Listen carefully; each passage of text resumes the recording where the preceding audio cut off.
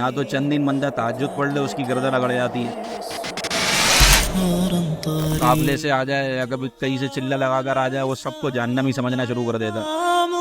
میں جنتی ہوں اپنے اندر یار، میں نمازیں پڑھتا ہوں، میں اتنی عبادت کر کر آیا ہوں، چلے لگا کر آیا ہوں، ایک قافلہ کر کر آیا ہوں، تو وہ سب کو جہنمی سمجھنا شروع کر دیتا ہے. سب گناہ گار ہیں، فاسق کے فاجر ہیں، میں نیک متقی پرہیزگار ہوں. یہ سب سے بڑی بھول ہے اور شیطان کا بہت خطرناک عملہ ہے کہ جو اپنے آپ کو جنتی سمجھنا شروع کر دے اور باقی سب کو جہنمی جاننا شروع کر دے.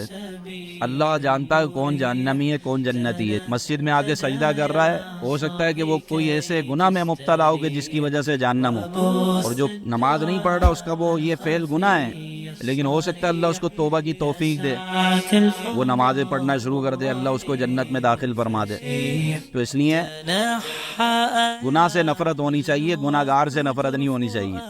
بندہ گناہ سے نفرت کرے، نیکی کی دعوت دے، اس کی اصلاح کرے، لیکن یہ کہ اپنی نمازوں پر اپنی عبادتوں پر گھمنڈ کرنا، میں روزانہ اتنا قرآن پڑھتا ہوں، میں جناب تبلیغ کر کر آیا ہوں، تبلیغ کے اجتماع سے آیا ہوں، میں قافلے سے آیا ہوں، تو بندہ بعض اوقات اپنے آپ کو کچھ سمجھنا شروع کر دیتا ہے. تو یہ سب سے بڑی بھول ہے.